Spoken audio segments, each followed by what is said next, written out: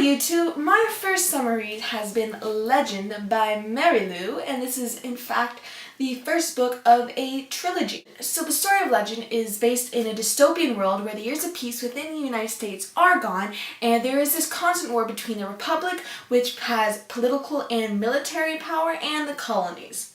The story follows both characters, June, who is a female character, and Day, who is our male character. Now, both characters have no reason to ever cross each other's path until one day June's older brother dies, and somehow Day becomes the #1 suspect in this murder. So June seeks out on this mission to find Day and seek revenge upon her brother's death. This is the overall plot of it. Much more happens within the book, but you get to that later on, so I don't want to spoil anything. So Legend is an extremely fast read because you get both perspective of June and Day, so one chapter June, next chapter Day, yada yada yada, etc., etc.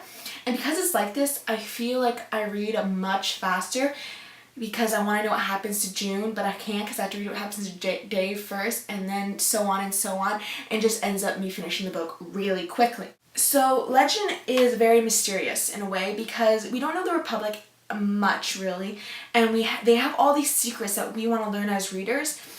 And that mystery also drives me to read way faster. It reminds me a lot of the Maze Runner trilogy.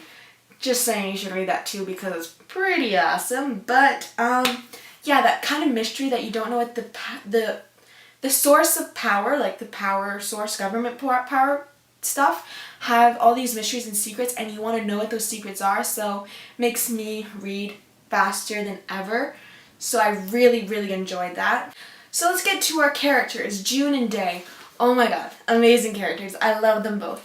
June is a very powerful female character who is this prodigy of the Republic, who everybody loves. And the best thing about June is how smart she is, because she is brilliant. She analyzes things, and it's so cool to look into her head and think what she's thinking and how she thinks like that and how she deducts all this stuff. And it's just amazing how she's able to do this. However, June is also very naive and thinking that the Republic is good and they will never do any harm, when we all know government, really? Government doing everything for good all the time?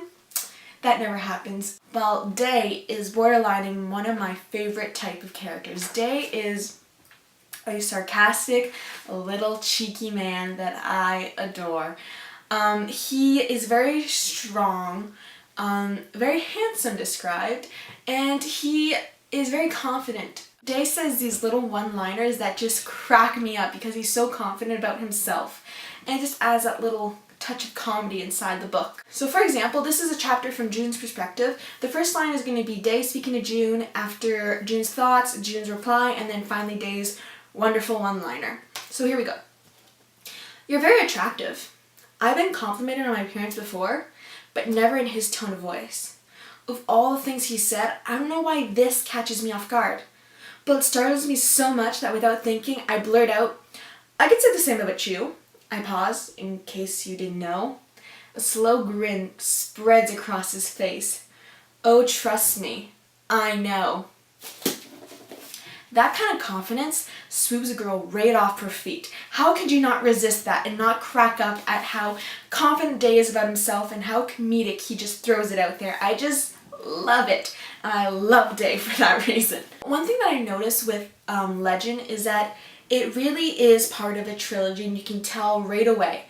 So if you compare it to the Hunger Games on its own stands extremely well. The book itself is satisfying. You do not need a sequel. It's awesome that we get some, but as itself, it's pretty good standing on its own.